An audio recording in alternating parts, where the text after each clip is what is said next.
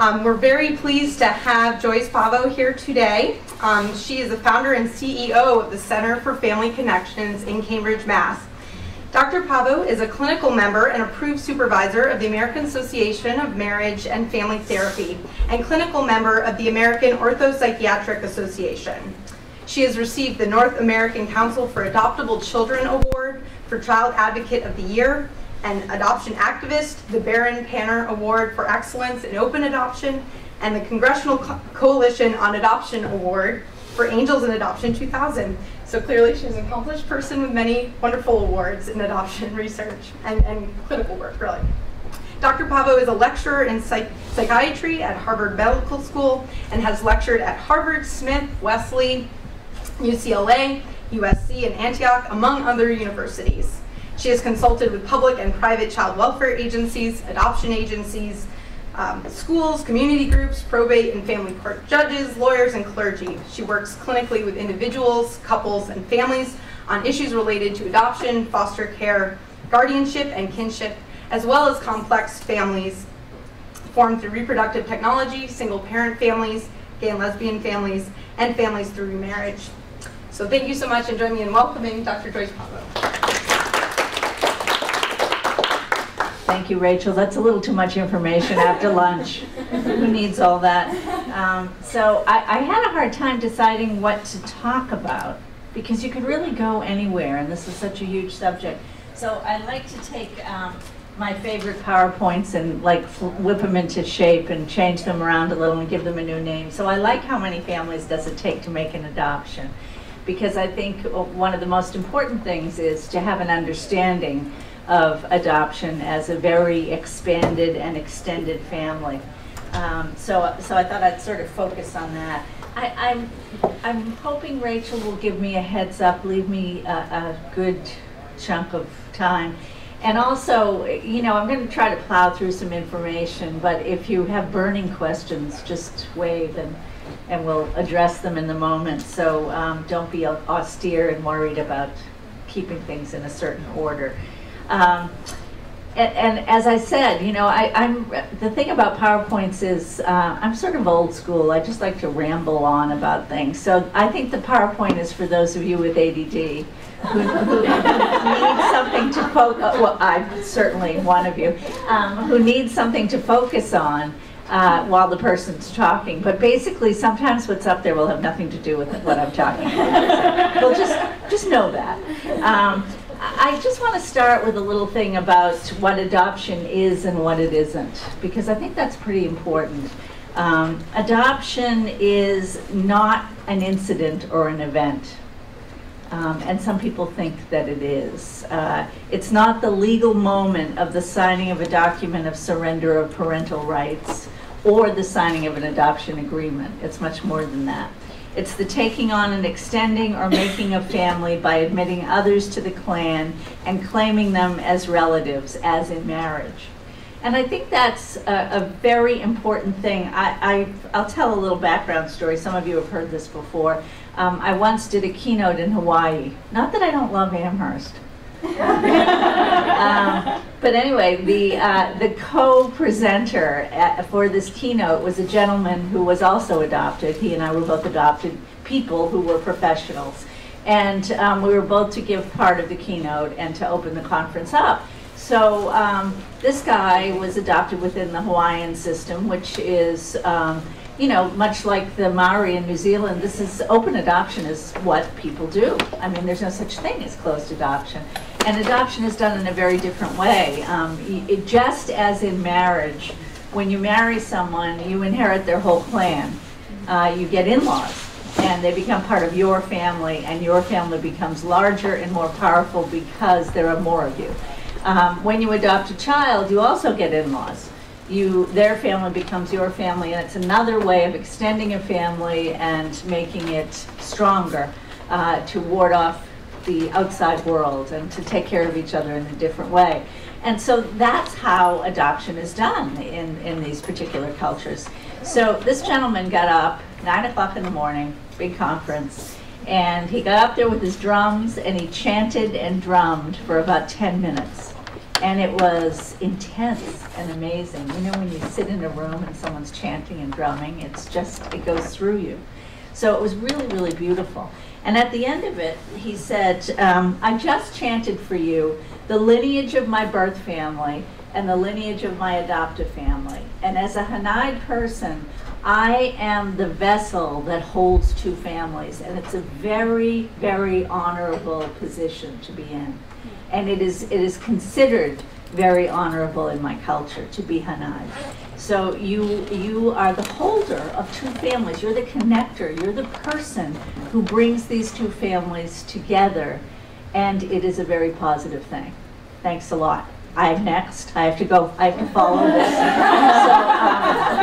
So anyway, I get up and throw away my notes, as I often do, and I just start talking about how sad it is that that is not the case in adoption in our culture. And it really isn't to this day. Things have gotten a lot better, but they're still not there. And it's still pathologized. Adopted people are pathologized. The bad seed, something must be wrong with you. Adoptive parents are pathologized because of infertility, or why can't you keep your children under control? And birth parents are pathologized, most especially birth mothers, because it's a little more acceptable for a man not to raise his children, but it is really not acceptable for a woman not to raise the children she gave birth to. No matter how much we watch Juno and think about it, there is still an undercurrent of unacceptability in society at large. And so adoption isn't the same. And we have done this thing in this culture of compartmentalizing the families and keeping them all separate in a way that doesn't integrate things for the adopted person, but keeps them very, very separate. So it makes it much harder. I was at a cocktail party in New York a few years ago, and this always cracks me up. Someone at the party asked me, you know, what I did, and I said, oh, I founded a clinic and a center, and I work with adoption and foster care, kinship care, things of that sort. And he said, well, why did you do that? And I said, well, because I'm adopted, and when I was growing up, no one really got it. No one understood the complexities and the challenges for all of the parties involved, and I wanted to make a difference and have people understand that, so that's why I did it. So this guy, with his champagne in hand, looks at me and says, you don't look adopted. So what am I supposed to look like? I mean, am I supposed to be holding a bowl of gruel? I don't know. I don't understand. But that just is very, it illustrates how adoption is not like in Hawaii. So my goal is to help kids who are adopted. And when I say adopted, I also mean emotionally adopted. I'm not just talking about legal adoption. There are plenty of emotional adoptions in terms of foster adoptions that are long-term, kinship adoptions, step adoptions that aren't legalized as such, but that emotionally these families are adopted. So it's important that we think about it that way, and that we understand that when families come together, they need to come together.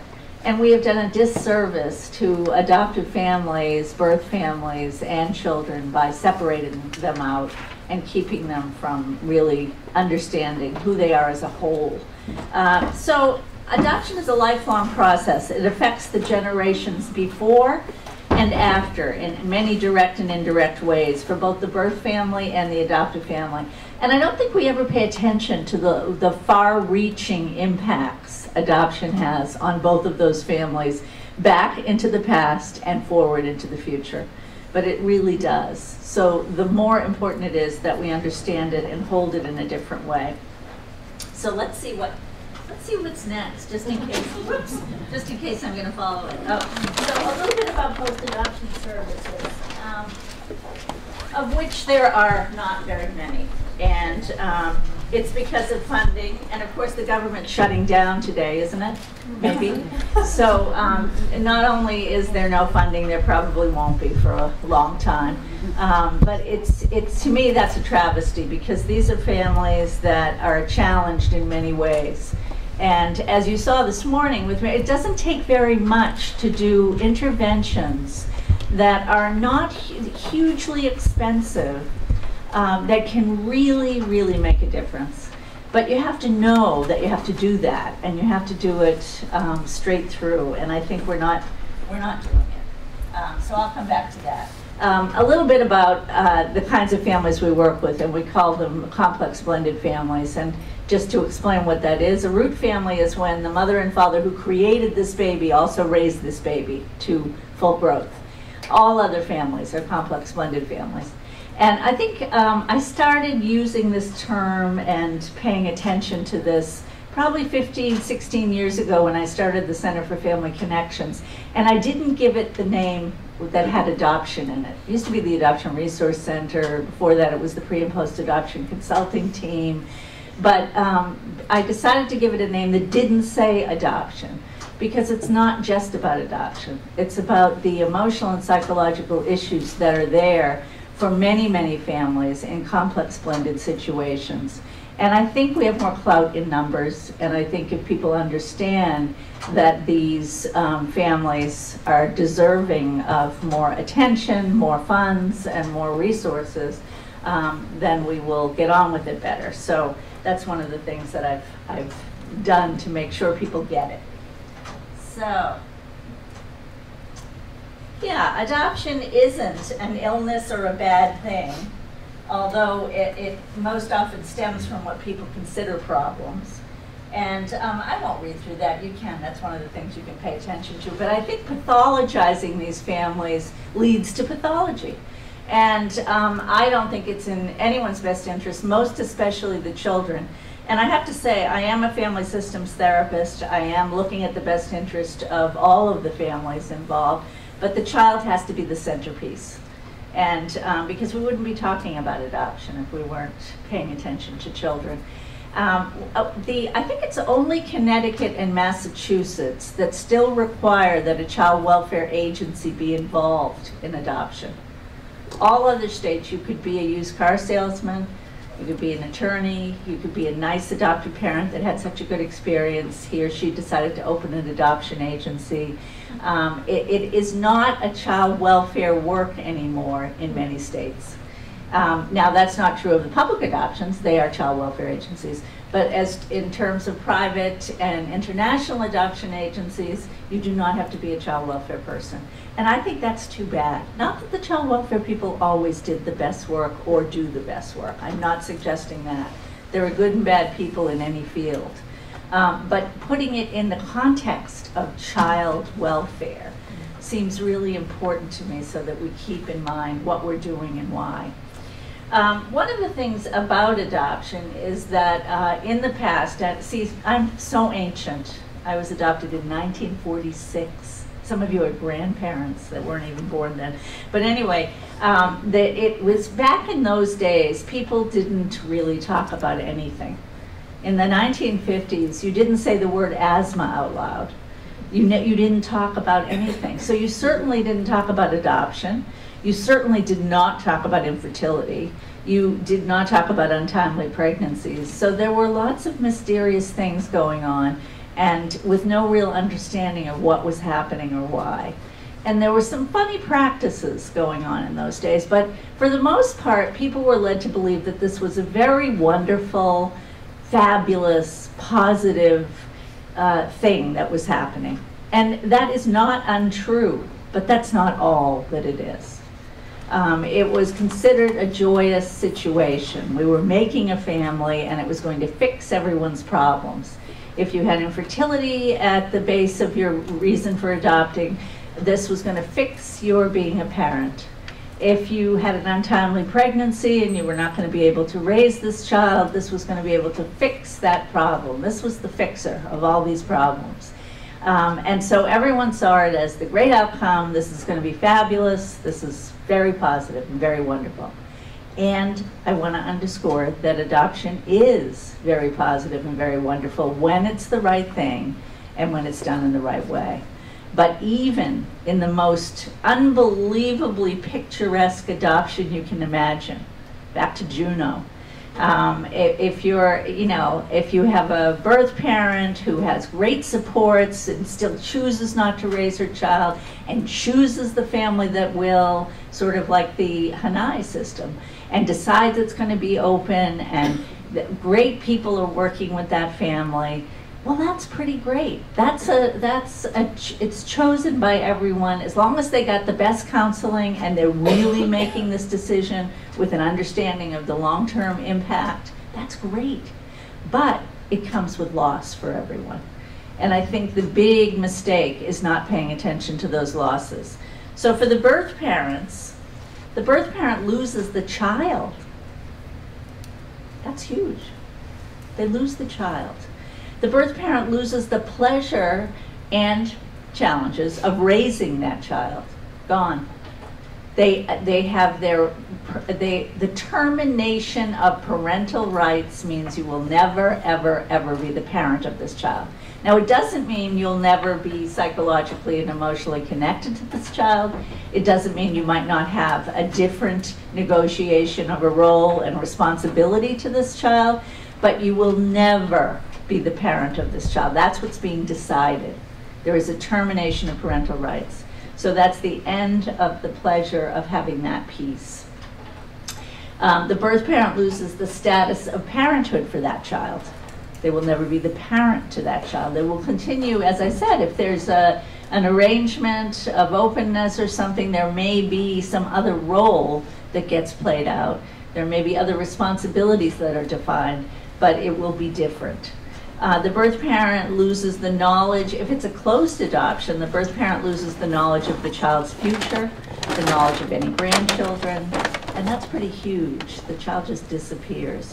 And the birth parent also loses the approval of society, because as I said, society does not approve of people not raising their children, especially women. And so that's an important piece. So there are a lot of losses there.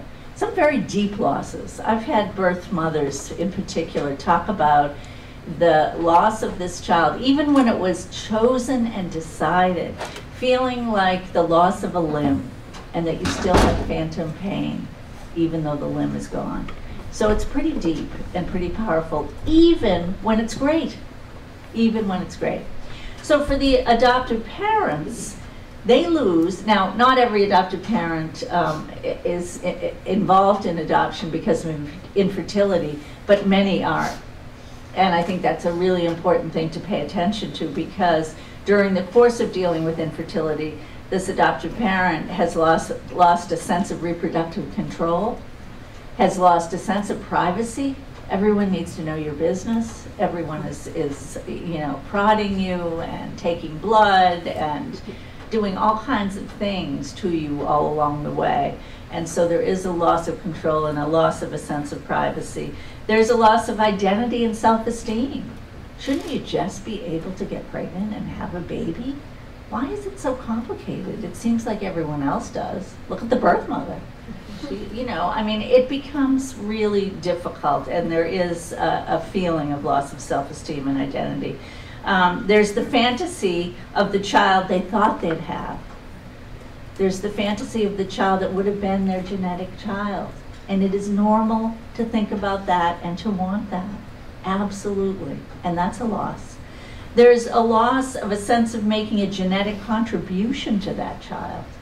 This will be your child in every way, but not genetically. And that's pretty powerful. The knowledge of the child's first days, months, or years are lost. So if the child comes into your family at 3 or 7 or 9, you've lost the knowledge of what happened with and to that child. You weren't there when they took their first step. You didn't see them learn their first words. Those things are all missing, and that's a loss to a parent who loves this child and who wishes they had that continuity and that time with the child. If it's closed, the knowledge of the child's family history. Adoptive families sometimes lose the status of a normal family because other people don't see them as such. So that's a loss in society. And a big loss is the loss of the myth that love is enough. And I think most people do feel that, hey, I'm a really great person, I adore kids, maybe I parented a couple of kids by birth, and now they've grown up, and I know I'll be great, and there are kids that need families, so I'm going to do this. That's great, but it's not going to be the same It'll be a different experience because of the traumas and losses and challenges that will be there. And then for the adopted person, they've lost their genetic, medical, cultural history. They've lost their birth parents and their extended family. They've lost siblings. They've lost their religion sometimes, their family traditions. They've lost the sense of being in a root family. The sense that comes with that is not there for them. And they've lost their self-esteem because kids think that they create every problem and every joy. And so they think something is wrong with them or this wouldn't be happening. So all of that is going on. And unless we understand all of that, now something that I think is really important is that what happens in a family systems theory kind of way is that if the adults, if the birth parents and the adoptive parents don't take care of their business, their loss, their issues, it funnels right down to the child. So if the adults are not talking about things, and this refers back to Mary's work this morning, it's very important that we pay attention to what the adults need to do. Because if the adults don't take care of their business, the child becomes the vessel not only of these two families, but of these two families and all their baggage and things they haven't done. So it's very important for people to take care of their own stuff so they don't layer it onto kids. And I think most parents want to do that and don't know how to do it or haven't thought about it before. And I think that no one pays attention to I think especially adoptive parents are short-shrifted in the process because everyone understands the pain and loss that a birth parent must go through, even if they haven't had that personal experience. And I always say to adoptive parents, if they've been through infertility and have had miscarriages or other losses, that you really do understand what it's like for the birth parent. And it's really important for you to touch upon that in some way. And we've heard for years birth parents and adult adopted people speaking out at conferences and being on panels and talking about their experiences. And we've heard from adoptive parents, but 98% of the time we hear from them in relation to their kids and what it's like to be parenting their kids. We don't hear about their pain and their loss. And I think that's a shame because we need to hear in order to have them give voice to it and in order to be able to then talk about things and work them through. And I think it's a shame because kids really lose the opportunity to have empathy for their adoptive parents. And they don't in some instances. They feel like, oh, you won the prize, me. And you know, you got everything. You didn't lose anything. Well, yes, you did. You lost a lot.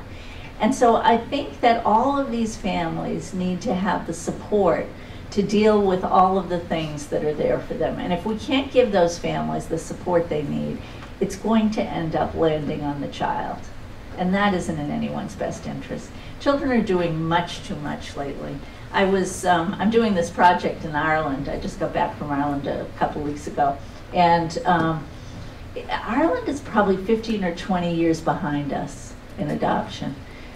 They have a lot going on there. It's an island. And adoption there has been, you know, it's been very closed. It's been, mostly the Catholic Church has been involved in the process. There were illegal trafficking of children for years by the church and the government. They secretly transported children to Australia, London, and to the United States. And these were kids who were, for the most part, kids of women who it would be too shameful for anyone to know that they had children. And these women sometimes were sent to the Magdalene laundries and were sometimes, you know, abused and neglected in many ways. So adoption is really behind there because there's a huge amount, not that there isn't shame here, there certainly is still to this day, but I think we've done a great job of talking about things and putting them out on the table more or less, and they're just sort of getting to that point. And one of the things that I'm very interested in, I'm working with a colleague from Ireland on this project, and I'm interested in the fact that Ireland was a sending country, sending all these children out of the country, and they're now a receiving country. The only adoptions they do are international adoptions. Kids from Vietnam and from Africa, and these are kids that are, very transracially adopted. And in the cities in Ireland, it's pretty diverse, but not out beyond the cities. And so once again, just as we did here in around the 60s and 70s, we sent kids out into the world to forge the way for diversity in communities. And it was the job of the kids. Now, not that their parents weren't part of helping them and supporting them, but their parents were not the people of color. It was the kids who were doing all the work. And once again, here's a place where that's happening. So I think we need to look at how we put children out there. The outcome can be great. It does make a difference. People learn more about people, but at the risk of these children, sometimes we're doing that. And it's important that we think about that. Not that we not do it. I'm not opposed to it. I'm just opposed to people not thinking about the impact on a child, not only now, but for all of their growing up years, to just pay attention to it. So these are my boring things that I'm going to zip through. You can look at them for a minute. These are clinical issues in adoption. Look how many there are. Zillions. And I think it's important that we realize that these things can be very pathologizing, but when you read them, they're pretty normal things. Everyone experiences some of these things. They're just much more complicated in the world of adoption and emotional adoption. And I think it's our duty to really help kids to make sense of these things so they're not hurt by it. I'm going to whip through a few other things. I want to make sure that I leave a lot of room. It's after lunch and I don't want you to fall asleep. Let me talk a little bit, which has nothing to do. Are we ever going to talk about anything that's up there? Maybe, maybe not. I want to talk about the child's adjustment. Adjustment to the child's placement in a family and what affects it and how it's affected, because I think that's really important. And it really impacts the whole family. When someone enters or leaves a system, there's a how come I can't say that word? Equilibration that happens when someone enters or leaves. It could be for bad reasons or good reasons. Someone leaves to go to college and it changes the whole family system. Someone comes into the family because they're adopted and it changes. Someone marries someone and they bring someone else into that family system and it changes things. It doesn't have to be a bad thing or a good thing, but anything that produces change produces a shift in what happens in that system. So some of the things that we look at when we see what's happening during the placement time is the family's position in the family life cycle. So is this a very young couple who are adopting, or a single person who's very young who's adopting this child? What is their stage of development and how is that going to impact the process? Or is it a family, as I mentioned earlier, that maybe raised a couple of kids, the kids have gone off to college and they've decided, hey, there are a lot of kids that need families and we know how to be great parents, let's just expand our family. So that's going to be a different stage of development for the family. And it's going to impact and make an impact on the placement and how it happens. So it's just important that we take note of it. And these are not judgments. These aren't bad things or good things. They're just things that if we know about, we can make different kinds of choices and give different kinds of supports. The degree of flexibility of the family system and its individual members. Now some people have different styles. Some people are very controlling. They need things a certain way.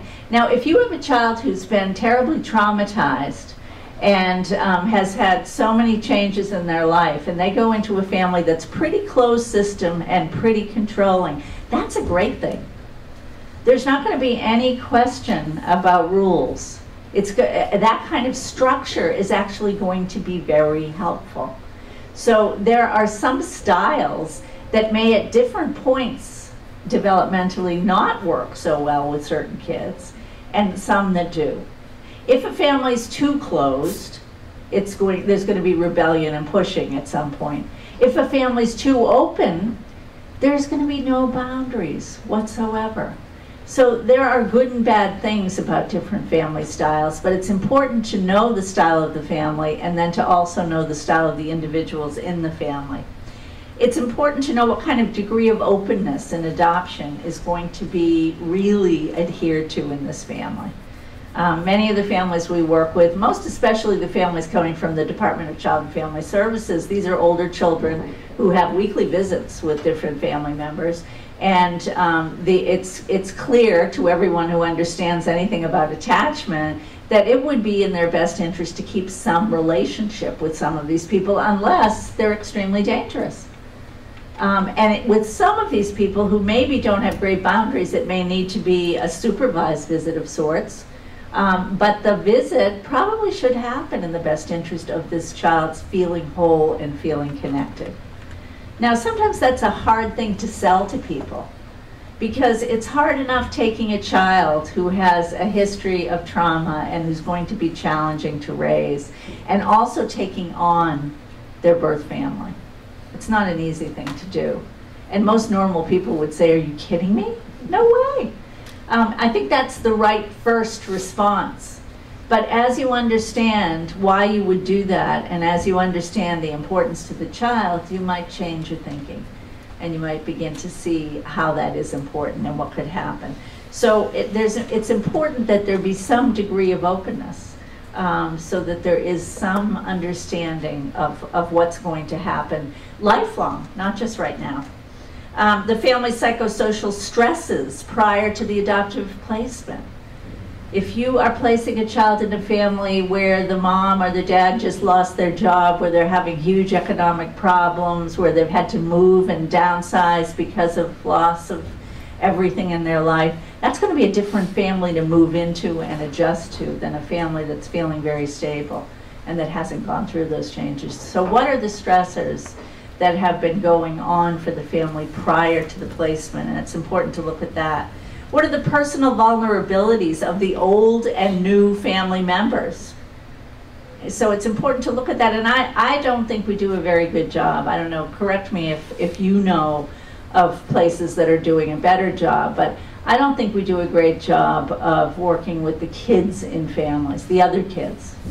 The kids who are in the family when the child, the foster child or adopted child is coming into the family, or the kids who are left when that child leaves that family. I don't think we do enough work to help kids along the way, and I think that's a huge mistake.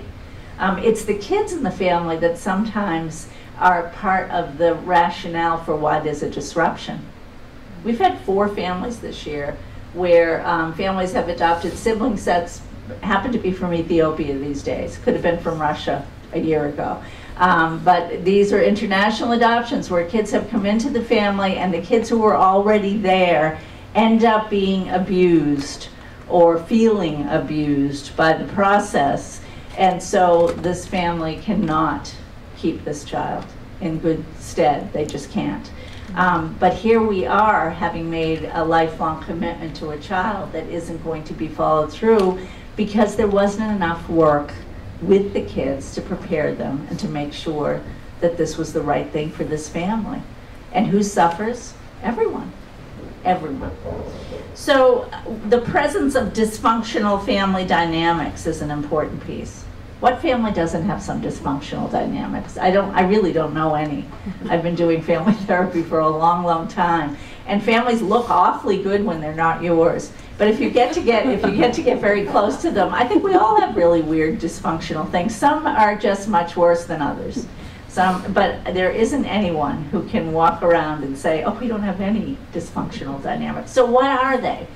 And if you know what they are, then you're better able to address them and to think about how they may impact the family. Wounds incurred or attitudes taken up during the home study evaluation. Lots of people are terribly hurt by the process.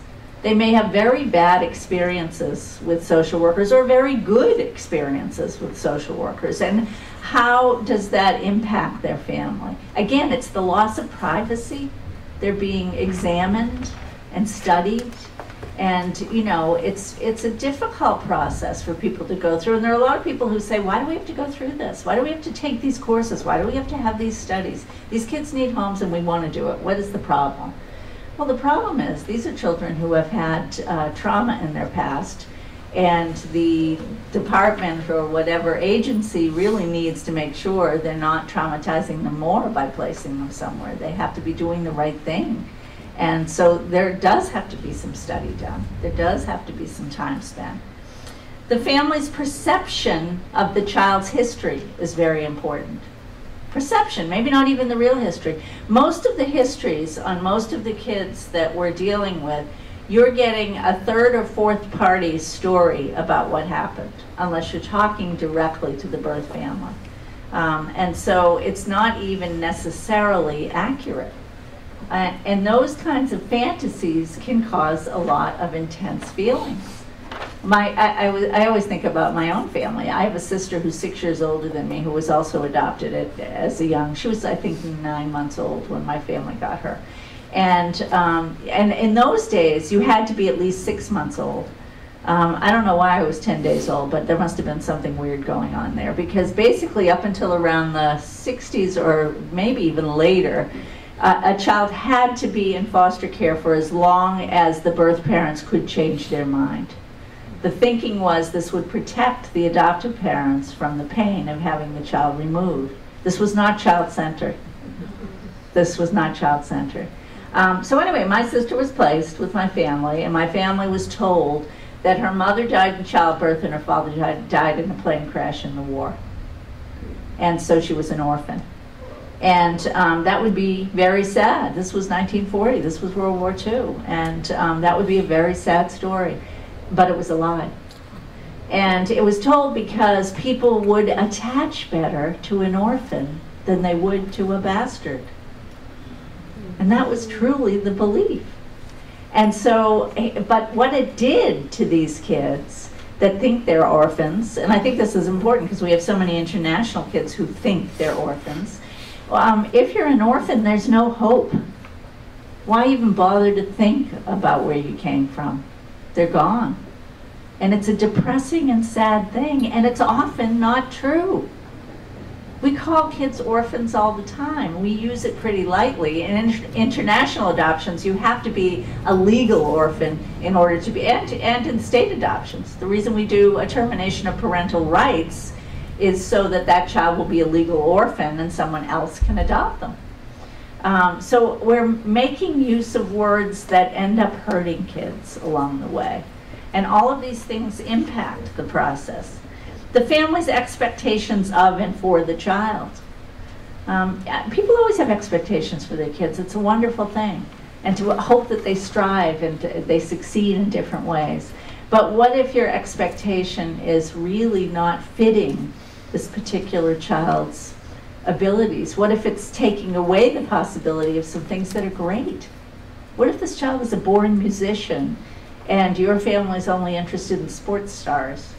And this child is not a good athlete.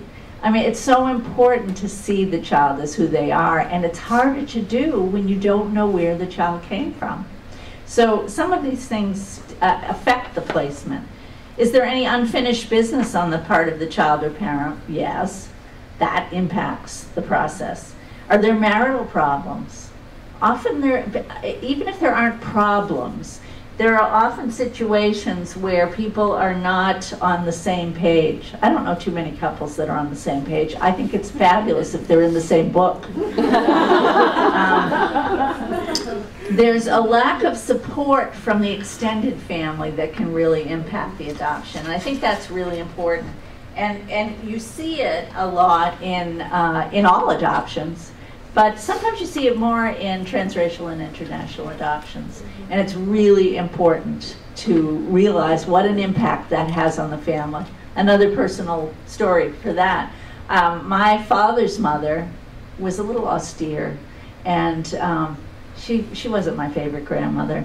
And what she used to do to us didn't make her our favorite grandmother. My sister and I were the only adopted kids in the family, and then my cousins were all her birth grandchildren.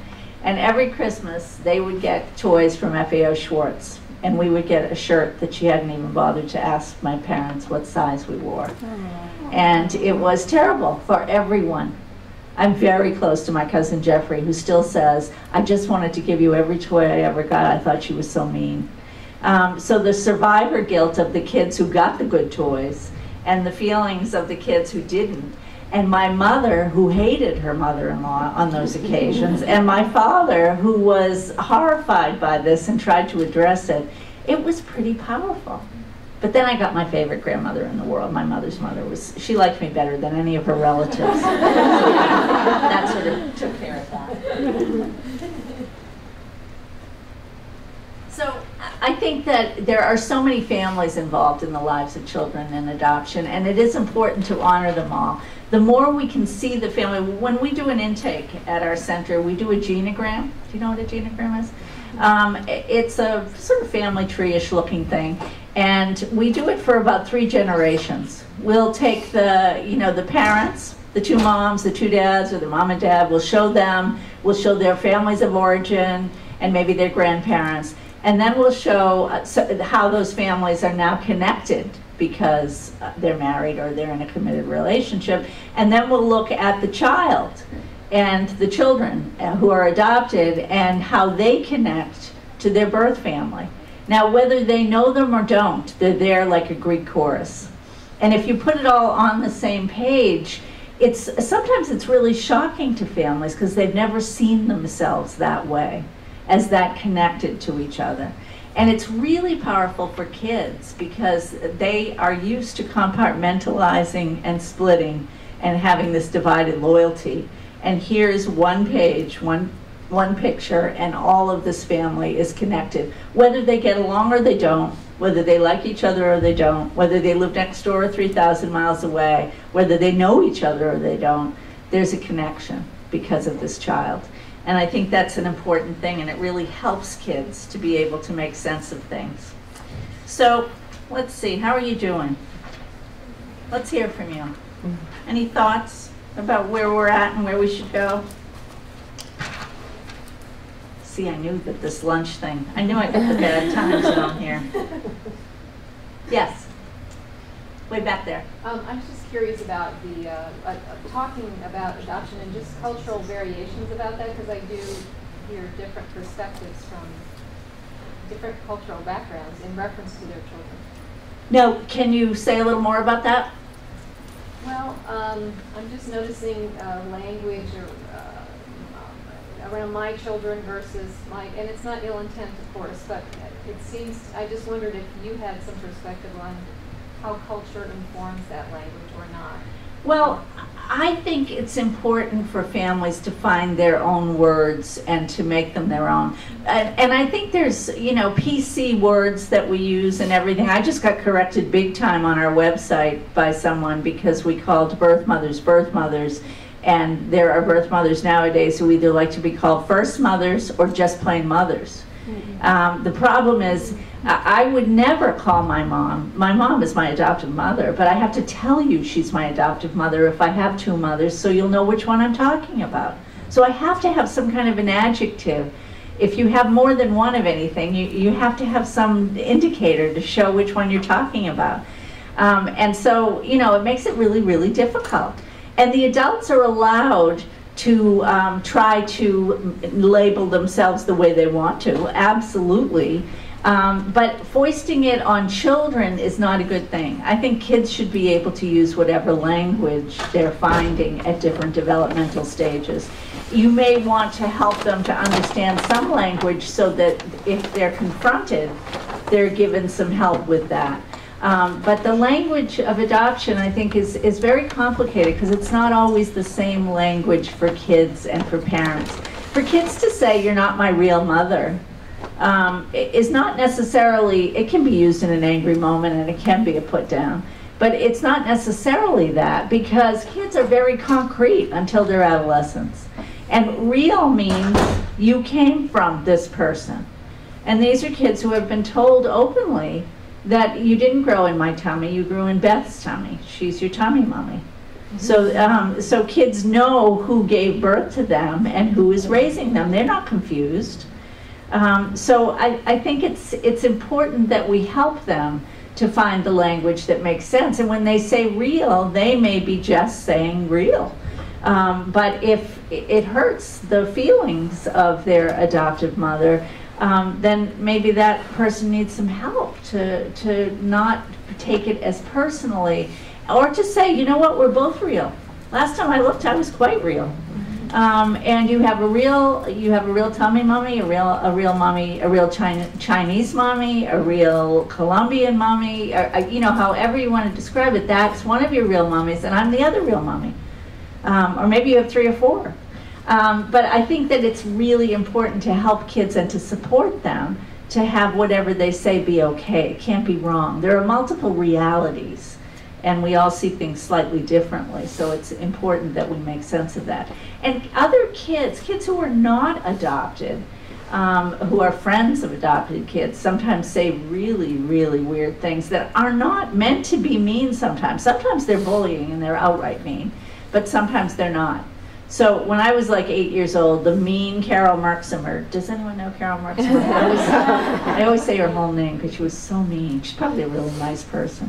But anyway, she would taunt me. We'd be out playing baseball or roller skating in the neighborhood, and she'd say, "Yeah, you're adopted, you have red hair and no one else in your family does." And it was really mean. She was being really mean. So I would go home crying to my mother and say, "This is what Carol said." And my mother would say, "Tell her to drop dead." Red hair is a recessive gene, and your cousin Jeffrey has red hair, and so do you. Big deal. So that was great. That shut her right up. I went out and said that to her, but it didn't answer the question, which was, what about the adoption part, which is true? What does that mean? And so kids need a conversation as well as some armor to go out into the world. And kids do have funny ways of making sense of this. Friends of kids, too. I like to tell the story about my niece. My brother Danny and I always bring my show and tell. So I was adopted into a fabulous family, mom and dad, a sister 6 years older than me. And I met my birth family when I was in my early 20s. So I've known them for 40-something years, and I have nieces and nephews that have only always known me. So here are my 6 brothers and my sister. And you know, I love my life, but when I look at this picture, I get so sad because I didn't know them until we were all sort of grown-ups. And what a terrible thing not to have known them. They're a riot, and they must have been incredibly funny as kids and incredibly horrifying. But anyway, so my brother Danny and I were having lunch one day with his daughter Molly, who was 4, and my daughter. And Molly wanted a hot fudge sundae. We were at a restaurant, and Molly wanted to order a hot fudge sundae after lunch. And Danny said, "You can't, Molly. We're going to a birthday party later in the afternoon. You're going to have ice cream and cake. That's enough sweets for the day." No. Molly said, "I don't want to have the ice cream and cake at the party. I would rather have the hot fudge sundae, thank you. And so I'll only have one dessert today, but this is going to be it." And that's Molly. And so he said, "No, I don't think so, Molly." And I said, "Oh, come on, let's order a hot fudge sundae and we'll all share." And Molly got very smug and was happy about that. And the next thing you know, she was quiet for a couple minutes, and the next thing she said was, "Daddy, how come Nana gave away Aunt Joyce and not you?" So no one ever thought that Molly knew anything about adoption. I've known her all her life, and people don't talk to her about it very much, but she's obviously been around it enough, and she got it. She gets that sometimes people give away, and now that's child language, and sometimes people give away one child. But she thought the person who's stingy about dessert should have been the one given away. So I think language is important, but I also think it's important not to get rigid about it. And I do think there are culturally different ways of talking about things and having people understand them, but pretty much the bottom line is the same. I think, you know, and I think as long as we're being inclusive for kids of all of the people that are important to them. See, I have this funny little card I made that says adoption is addition. And I think it should be. It shouldn't be subtraction. I mean, there's going to be loss, and we shouldn't ignore that. but it's also adding on, and it's important that we not have to lose things to add things. They can shift and change positions, but they're still there in some way, and I think that's comforting to kids, and I think it's important. I saw another hand over here. Yes? I work for child welfare in this area. Most of our adoptions are open adoptions, and we always tell families after the adoption, if problems arise, please call us. We've asked the birth families if, please call us if the contract isn't getting, we want to know how things are going, we can facilitate something. Sometimes we hear, we can work it up. A lot of times we don't hear until the crisis erupts, or the back and forth later on, it's disruptive and because of what's happening in all family interactions. What are you seeing in your practice with I'd be curious with open adoption and working that through for 10, 12 years with some of these families, and how it's been for them, from both the adoptive parent and the child's perspective? Well, I think that one of the things that doesn't always happen is really good mediation around the beginning of an open adoption. I think that most agencies, public and private, don't really spend time doing that, and that most lawyers certainly don't do that. And so there's some, jockeying for position and agreement about 4 visits a year, and that's it, and everyone's sent off into the sunset. And I think that one of the things that you may be seeing, one thing is that when I started the Center for Family Connections, when I started the first rendition of it 30 years ago or so, it was the only place in the country, and it's still one of a handful, that provided services, a clinic, training, wraparound services for adoption and foster care that was not a placement agency. That's what's rare about it. Everything else, there are places like us, a little bit like us here, a little bit like us there. But the fact that we don't do placement, I think, makes us available in a different way to people. So one of the things is that that the department and other agencies have a mixed reputation to some people. If that's the place where your child was taken from you, you might not go back there for help unless you're in a crisis. If that's the place that gave you a hard time along the way, you might not go back unless you're in a crisis. And you might have had a great social worker and felt very good about it, but when you go back, you might get someone who isn't as easy to work with and who isn't as welcoming about this. So I think agencies are at a disadvantage because some of the people who know the most about this are in those agencies. But they're not always the people that people go to. People often go to their community mental health center where, let me just tell you, nobody there knows anything about anything in adoption because there's no training. We're beginning to have some little trainings about this, but most very good social workers, psychologists, most very good professionals just don't have any training on this. So you may get someone who's a great therapist and who works around a certain issue, but when you start asking them about an open adoption, they may have their own personal bias and not really be talking to you about this in the way that's most helpful. So I think it's a difficult situation that an agency is in. But what we see a lot of families that do great with open adoption. And we also see a lot of families that have semi-open adoptions. They did infant adoptions years ago, and they met the birth family at the time of the placement. They had pictures and letters sent back and forth for several years. The moms may still speak to each other occasionally on the phone, but the kid hasn't been involved in the open adoption. And by the time the child is 6 or 8 or 10 or 12, they're really angry. You go around saying we have an open adoption, but I've never met Sandy.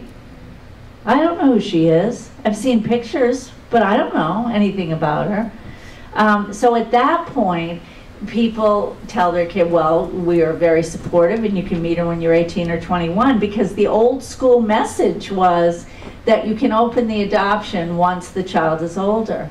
And I say old school because I really haven't believed in that for years, but now more than ever, I don't believe in it.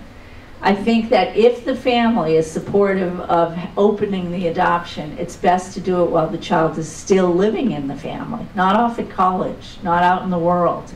I recently wrote an article for Fostering Families Today, and it's called Facing Facebook.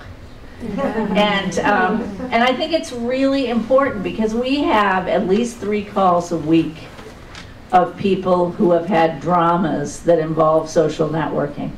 We have an 11-year-old whose family called us from California because she located her birth father on Facebook, and he's not a very savory character, and it would be very scary if she were to go and meet him, and she was making a plan to do that. We have a child in New York that was having ongoing communication with her birth mother on Facebook, and she told her guidance counselor at school her grades were plummeting, she was having all kinds of problems, she was freaked out by this, and yet she wasn't telling her parents. And luckily, the guidance counselor said, you know, I have to tell your parents. They have to know this. And we ended up working with that family. Then we have perfectly wonderful open adoptions, where the semi-open adoptions, where the adoptive family is sending photographs of the child every year or twice a year or whatever. And all of a sudden, they go on Facebook, and on the birth mother's Facebook page, she has pictures of the child. She dragged them right off the Facebook page, or she scanned them and put them in, whatever she did. They're up there on her Facebook page, and the adoptive family doesn't allow their kids on Facebook or their pictures on Facebook because they think it's dangerous.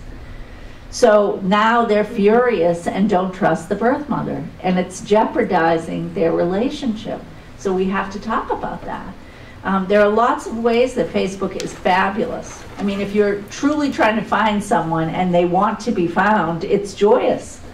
We have a couple of kids who grew up in foster care and were separated, and they're now 20 and 26.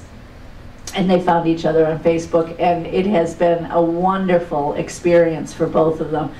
They've really missed each other all of these years, and they so needed to know that the other was okay. And they're, you know, getting ready to meet each other. They haven't seen each other for years. But that's been a very positive thing. So I was at I did a keynote in DC last weekend, and the final panel of the day was 4 young adults who were adopted, and they talked about their experiences of search and reunion on Facebook. And one of them was adopted from Chile, and she was able to find her birth mother. People were finding birth parents all over the world. So this is not just, you don't have any control anymore.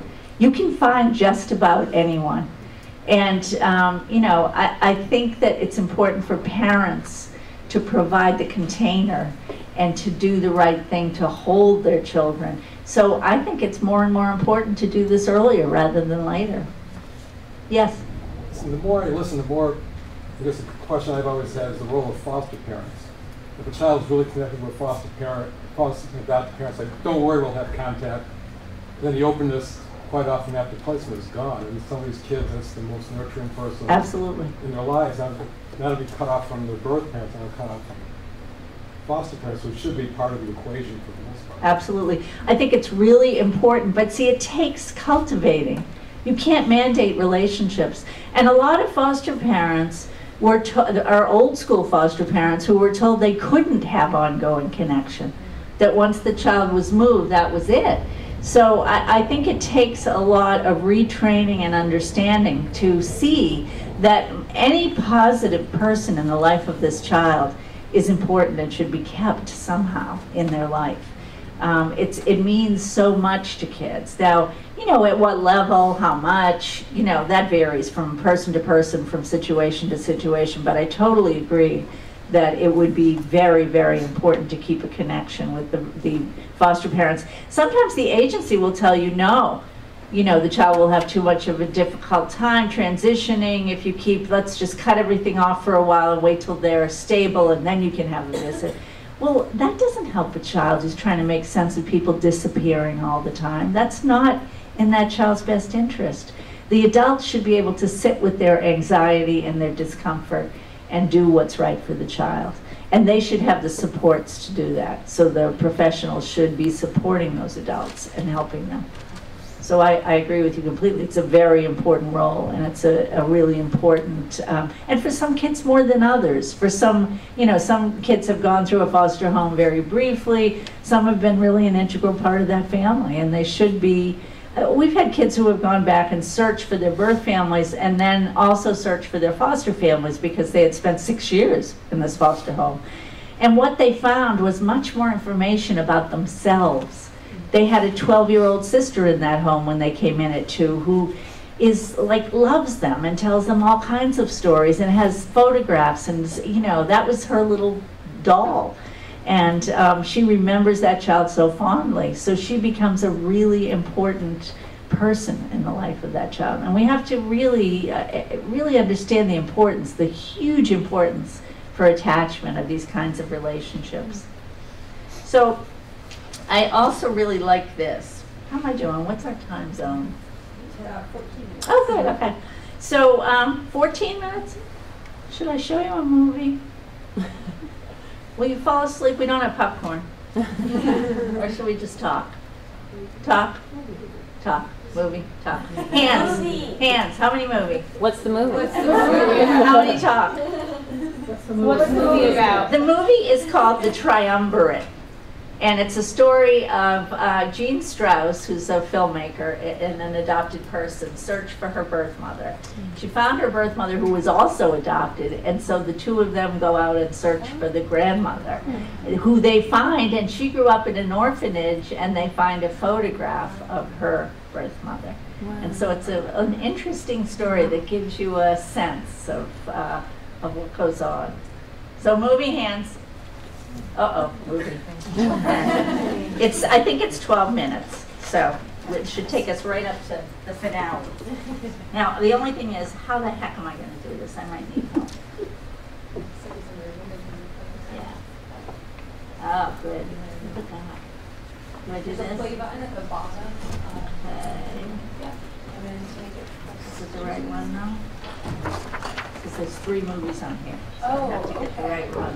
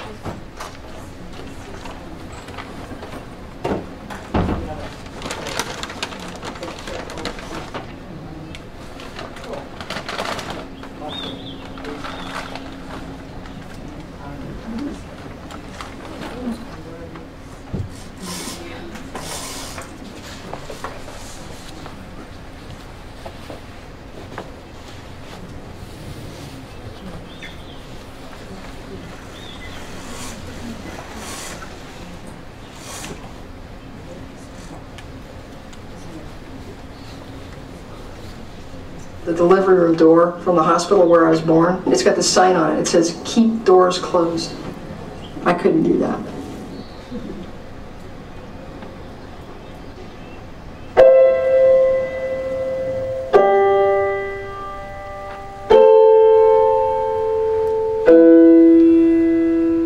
I always felt very loved by my parents. I always felt very loved by everybody within my adoptive family. And I remember when I was a kid on the playground at school, I used to brag about being adopted. You know, I used to tell other kids that their parents got stuck with them. I mean, my parents chose me. I really thought it was a cool thing. My parents never tried to like mold me into who they thought I should be. I was this total tomboy, and they never tried to make me into this frou-frou or dress me up. I remember I wanted to be a cowboy, and so what did they do about that? You know, they took me to a park and stuck me on a horse.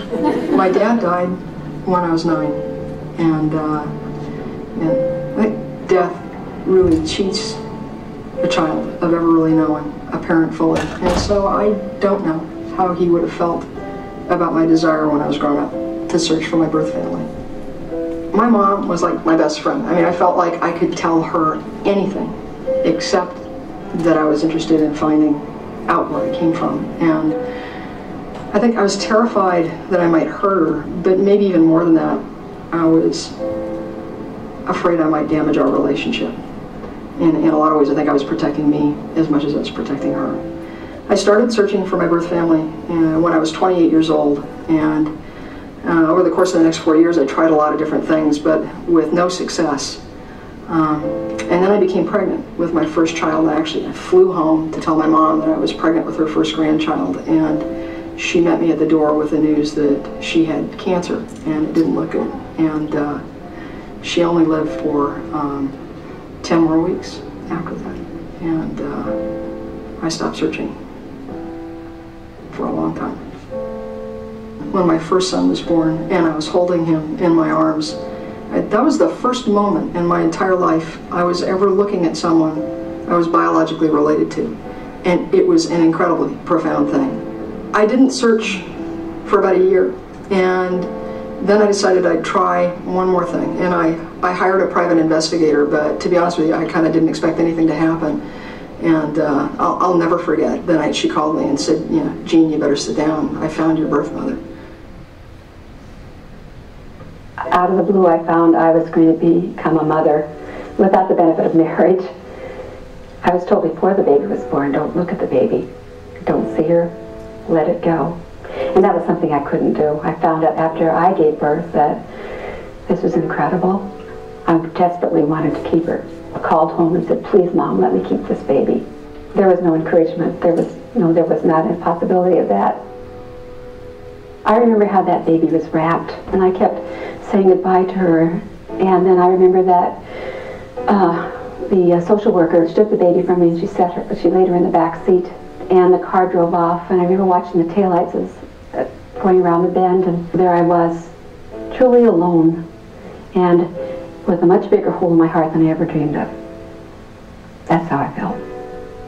There was a trauma and a loss in my life that I was never able to deal with, and never able to, I was told never to mention her again, forget it, and I could not forget it, year after year after year. I mean, it's so hard to describe what it's like, that first phone call, because, you know, I called her up on the phone, and it's the most intense feeling you can imagine. I mean, the very first time you're talking to the person who gave birth to you, and you're 33 years old.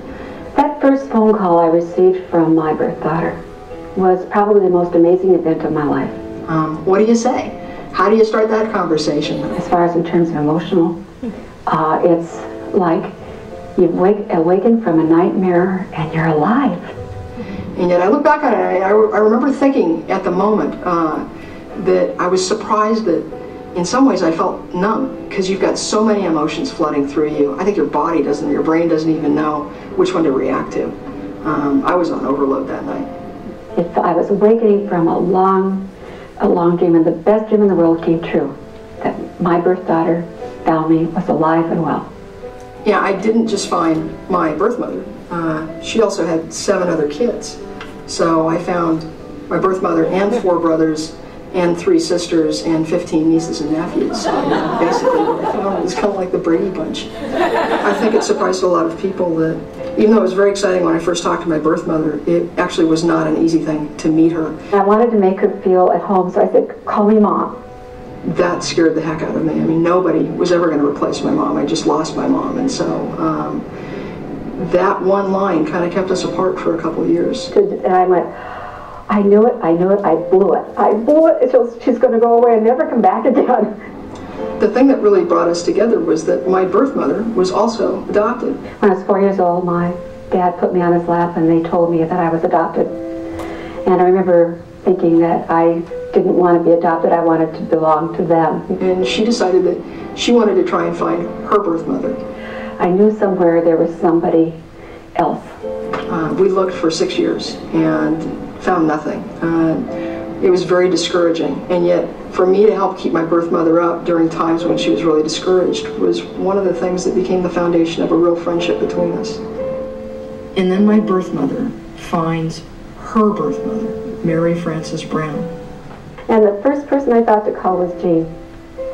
My birth mother gets this letter in the mail and called me on the phone, and I actually didn't recognize her voice because she was sobbing so hard. I guess what was so wonderful about calling Jean was I knew how excited she'd be, because this is the road we went down arm in arm.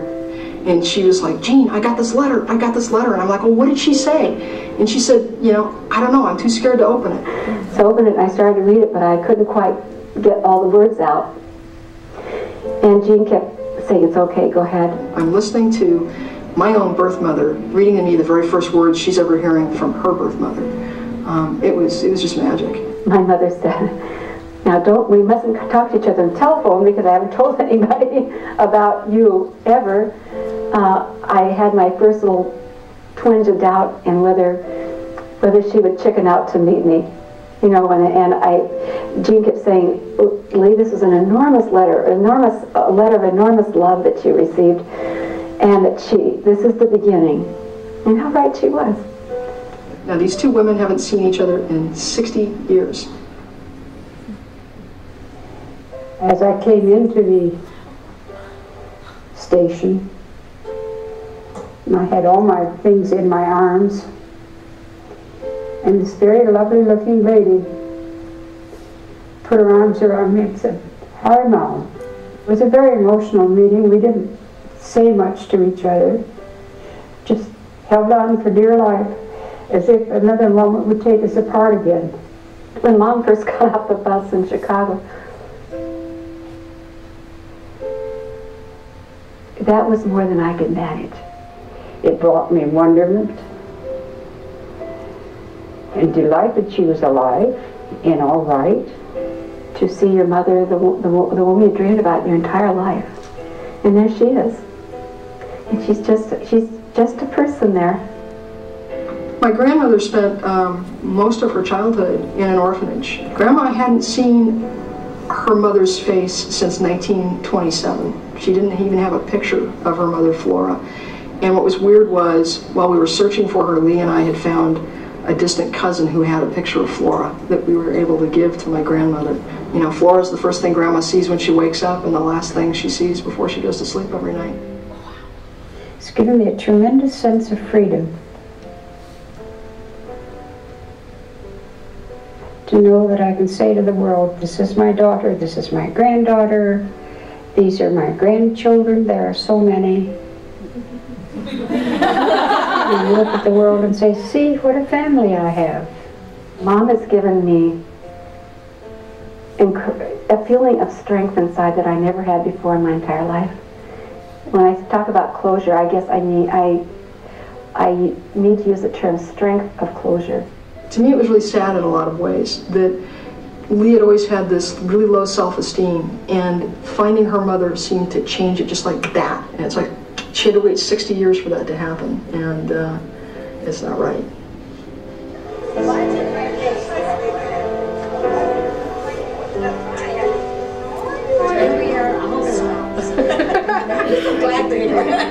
This is kind of our little tribe of three. The three of us call ourselves the Triumvirate, and it's kind of like this little special club. I mean, the three of us have all gone through kind of the same thing.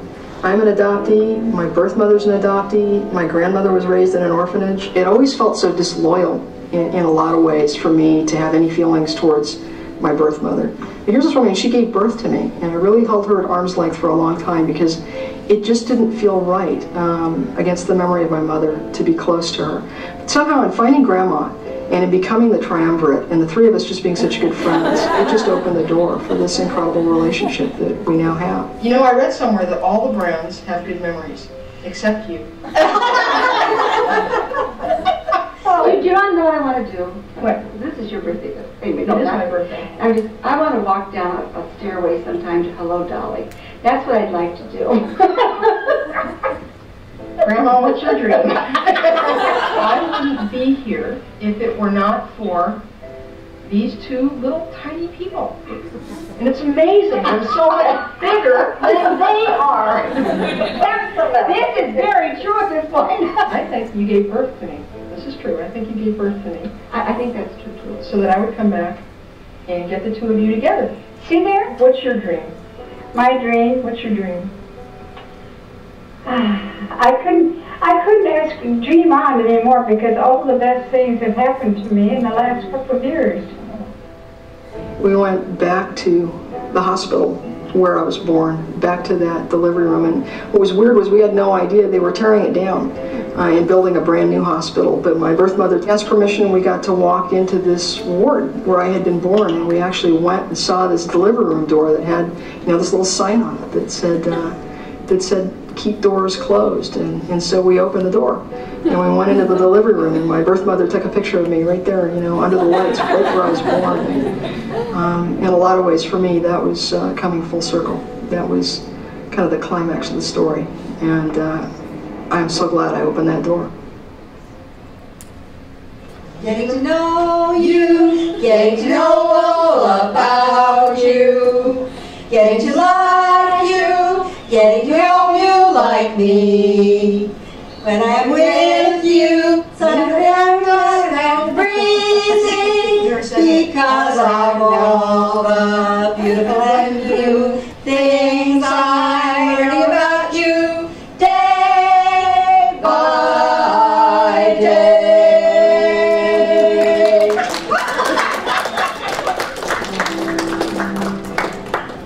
There's always more love, and that's all that's happened in getting to know all these people in my birth family, is I just have a lot more people in my life to love. That's all. And you know, that ain't bad. It's a good thing. It's a good thing.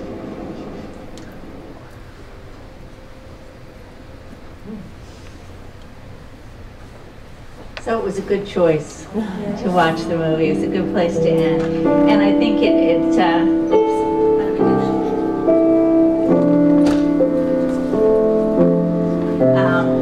I think it's a good place to end too, because the message is, you know, what can hurt about having more people to love, and what can hurt about knowing more about yourself.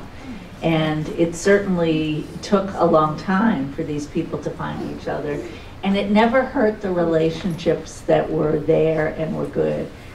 Jean was very clear that she couldn't even look at her birth mother when she expected her to call her mom, because she only had one mom and her mom was gone. And I think, you know, people don't get confused about who's who to them. There's always fear about that happening, but it really doesn't happen. If you had an okay or good relationship, it would only get better. If it was bad to begin with, it may not improve. But in most cases, those kinds of situations really, in some way, what I hear over and over again from adopted people is, I was able to adopt my adoptive parents fully and completely when I had what I needed to be able to do that. So I think my title of, you know, how many families does it take to make an adoption? It takes a lot of families. It takes a lot of caregivers. In many instances, it takes foster families and kinship families, and as well as the birth families, and whoever ends up being the permanent family for that child. Those are all the contributing factors that make a person whole, and all of that attachment that's grown over time is important and leads to better relationships in everyone's life. So thank you very much, and